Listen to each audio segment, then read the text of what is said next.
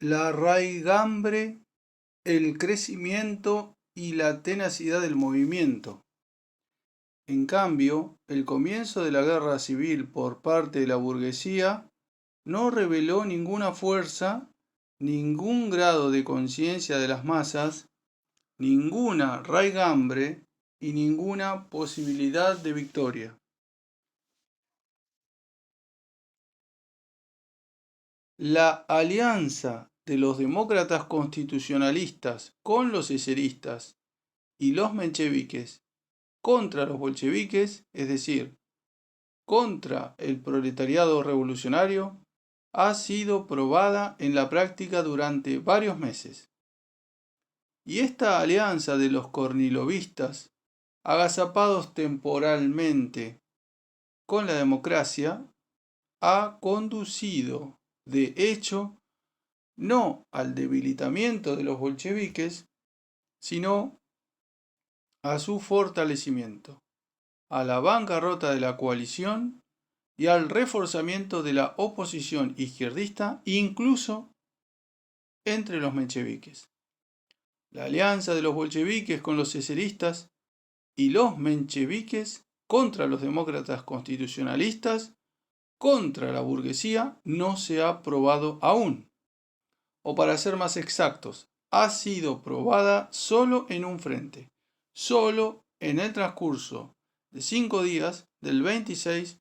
al 31 de agosto, durante la Korniloviada, y tal alianza ha proporcionado durante ese tiempo la victoria total sobre la contrarrevolución. Una victoria conquistada con una facilidad sin precedente en una revolución.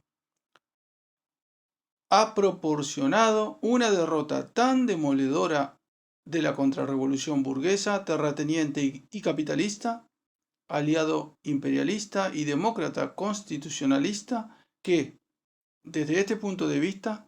la guerra civil quedó pulverizada, se transformó en nada, desde el comienzo mismo, se disgregó antes de llegar a entablar cualquier combate. Y ante este hecho histórico, toda la prensa burguesa y todos los que le hacen coro, los Plejánov, los Potresov, los Breskoviaska, gritan hasta desganitarse que, precisamente, la alianza de los bolcheviques con los mencheviques y los eseristas amenaza con los horrores de la guerra civil. Esto sería ridículo si no fuera tan triste. Es triste que, en general, pueda encontrar oyentes semejante absurdo, claro, evidente y flagrante, semejante mofa de los hechos, de toda la historia de nuestra revolución. Eso demuestra la grandísima difusión que tiene aún la mentira burguesa interesada, y la difusión es inevitable mientras la prensa esté monopolizada por la burguesía. Una mentira que ahoga y acalla con su griterío las enseñanzas más indudables, tangibles e indiscutibles de la revolución. Si existe una enseñanza de la revolución absolutamente indiscutible, absolutamente demostrada con hechos, esa enseñanza consiste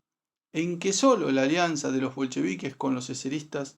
y los mencheviques, solo el paso inmediato de todo el poder a los soviets, harían imposible la guerra civil en Rusia. Porque contra esa alianza, contra los soviets de diputados obreros, soldados y campesinos, es inconcebible ninguna guerra civil iniciada por la burguesía. Semejante guerra no llegaría siquiera a una sola batalla, y la burguesía por segunda vez, después de la Korniloviada, ni siquiera encontraría una división salvaje, ni siquiera encontraría la cantidad anterior de convoyes cosacos para el movimiento contra el gobierno soviético. El desarrollo pacífico de cualquier revolución es, en general, una cosa extraordinariamente rara y difícil, pues La revolución representa el enconamiento máximo de las más graves contradicciones de clase, pero en un país campesino. Cuando la alianza del proletariado y del campesinado puede dar la paz a las masas extenuadas por la guerra más injusta y criminal y dar toda la tierra a los campesinos, en un país así, en un momento histórico tan excepcional, el desarrollo pacífico de la revolución es posible y probable con el paso de todo el poder a los soviets.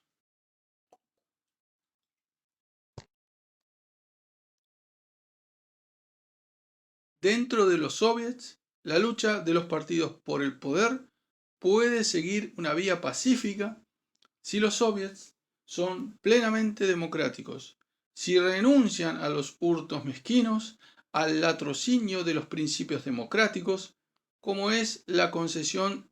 a los soldados de un representante por cada 500 electores y a los obreros de uno por cada 1000. Estos hurtos mezquinos están condenados a desaparecer en la República Democrática.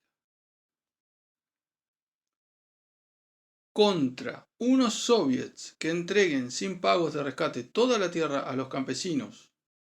y propongan una paz justa a todos los pueblos, contra unos soviets de este tipo no será temible en modo alguno, sino que será impotente en absoluto cualquier alianza de la burguesía anglo-francesa y rusa, de los Kornilov, los Buchanan, los Ryabushinsky y los Miliukov con los Plejanov y los Potresov.